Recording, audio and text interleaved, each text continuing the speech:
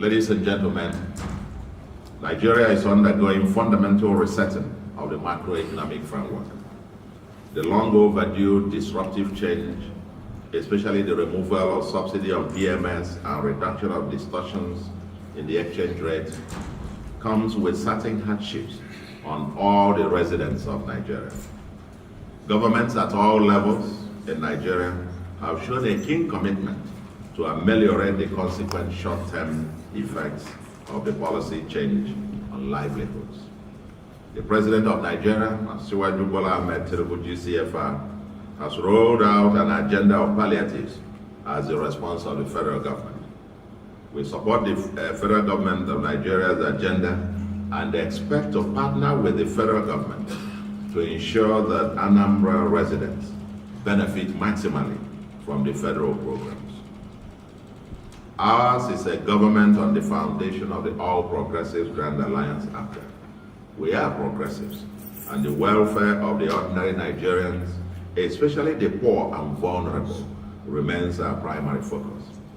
Our motto is, quote, "Be our brothers and sisters keeper," end of quote. There is no better time to rise up to the full essence of our motto and our ideological stance on behalf of the ordinary persons than now.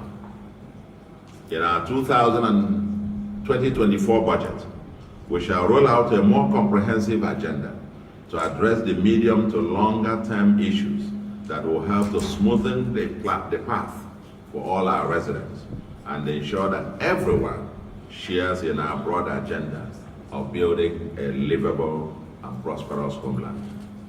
In the meantime, and over the remaining 4 months of the year, September to December 2023, as well as within the context of our 2023 budget framework, we are rolling out a few immediate and medium-term measures.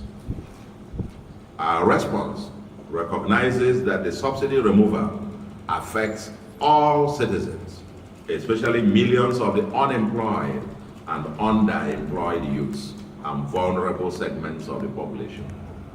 Our interim response, therefore, reflects the need to target the total population. And the palliatives that we roll out are as follows, these measures.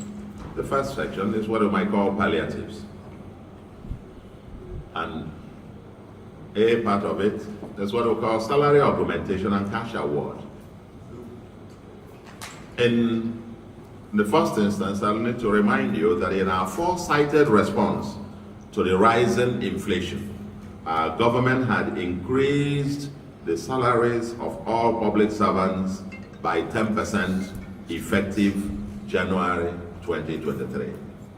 And we have been paying the 10% adjustment since January 2023. We started off this even before the removal of subsidy. In addition to the salary increase, we will be paying every pensioner and every public servant in the employment of Anambra State government and the 21 local governments, and that's approximately 59,000 persons, for the period September to December 2023, a monthly flat non-taxable cash award of 12,000 naira each to augment their monthly take home. We will continue, so someone who is earning minimum wage of 30,000 will now go home with 42,000. Isn't that for this period? We will continue to clear the backlog of gratuity and pension of our pensioners. Recall that we met 4-year pension and gratuity arrears when we assumed office, which we have been paying since assumption of office, and we will continue to do so. Anambra State government will be distributing rice to over 300, I will even dare to say we're targeting about 400,000 households in the coming weeks across the 326 wards in Anambra.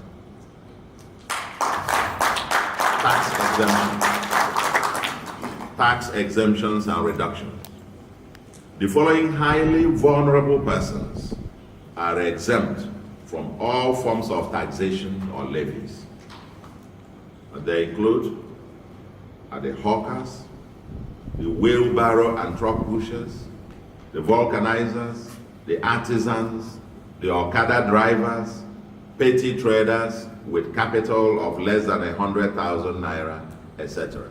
All these very poor people struggling to make a living every day, they are henceforth, until further notice, exempt from any form of tax or levies.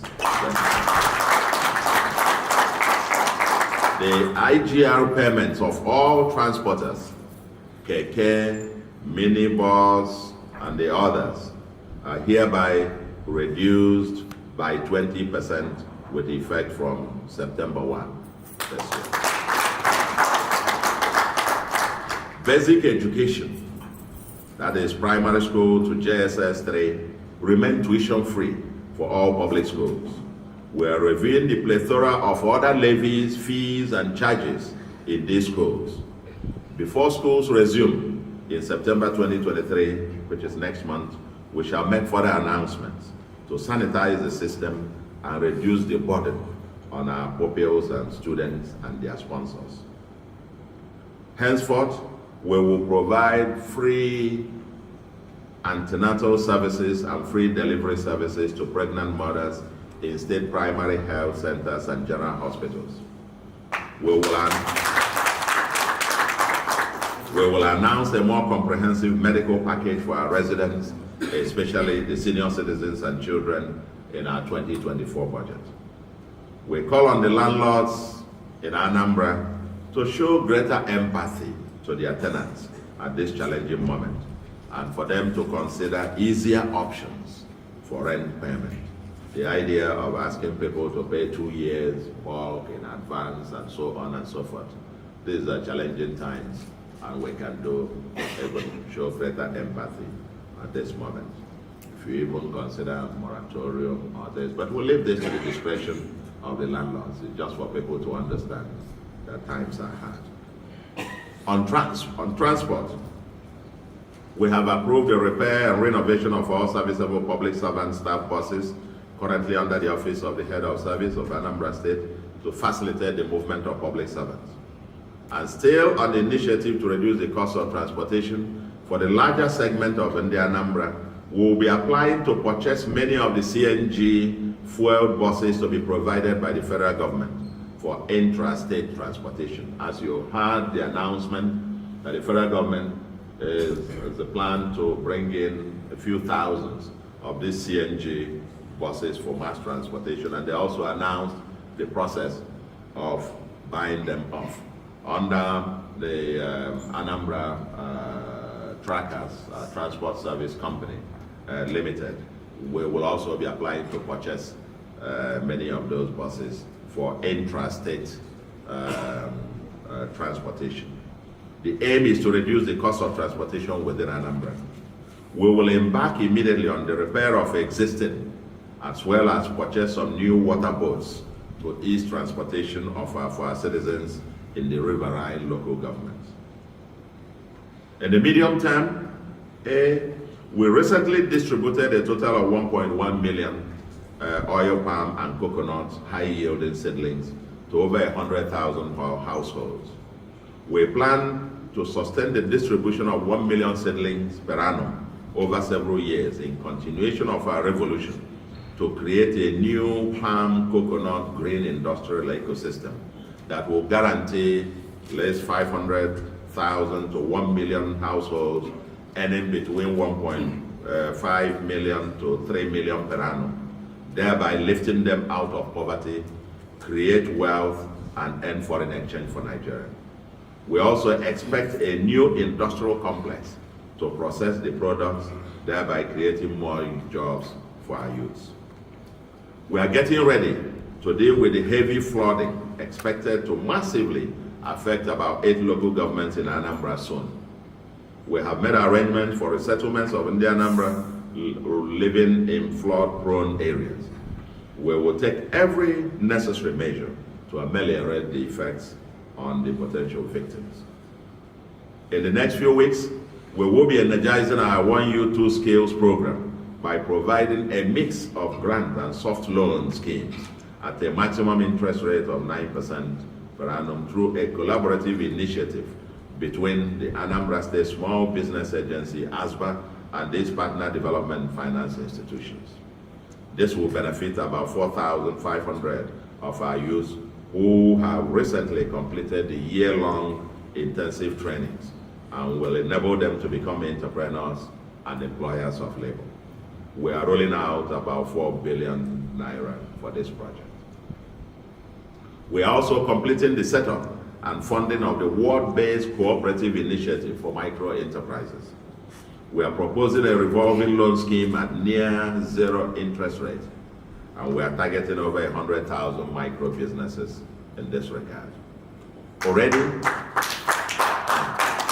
Already we employed about 5,000 teachers and over 300 medical professionals within our first 9 months in office, plus thousands of youths in the security sector. We understand that the teeming unemployed youths remain a potent time bomb.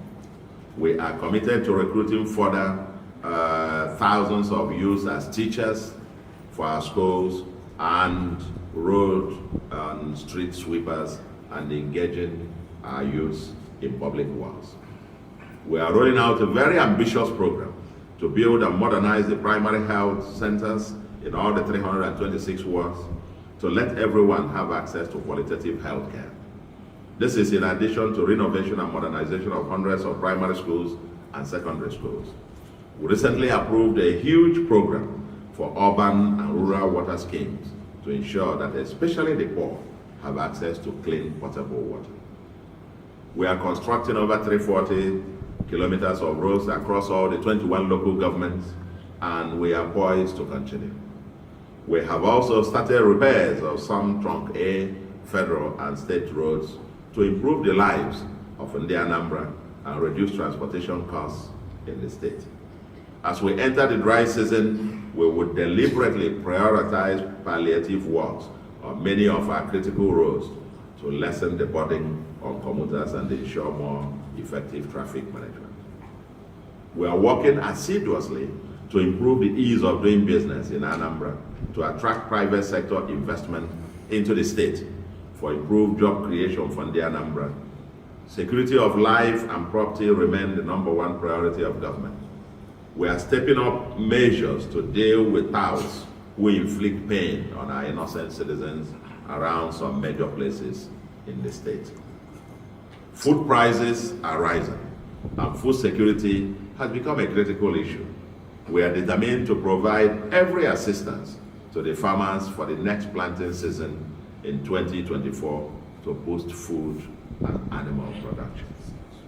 Finally, we are determined to collaborate with the federal government to ensure that Anambra residents benefit maximally from the myriad of palliatives being rolled out by Mr. President, including provide an updated social register for Anambra residents to benefit from the planned federal government cash transfer. We apply to attract the conditional grant, which is meant for about 50,000 to at least 1,300 nano business owners in each of the 21 local governments. These are programs rolled out by the federal government, and we are keen to make sure that we are positioned to maximally benefit from all of this. The support that they plan for MSMEs and startups in Anambra who can apply for 500,000 to 1 million soft loan each at 9% payable over a period of 36 months.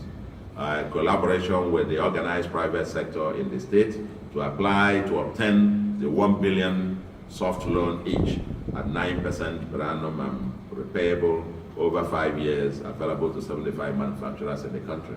We will try to get our own big conglomerates to also apply and secure such funding from the federal government. There is a 100 billion CBN commercial agricultural loan. We'll see how Anambra will also benefit from all of those. There is the gas conversion scheme and so on and so forth in terms of the federal government agenda. the Anambra in the interim, like I said, within the framework of our 2023 budget. This is a set of immediate responses that we roll out. In our 2024, we'll be more intentional in thinking through a more sustainable agenda going forward.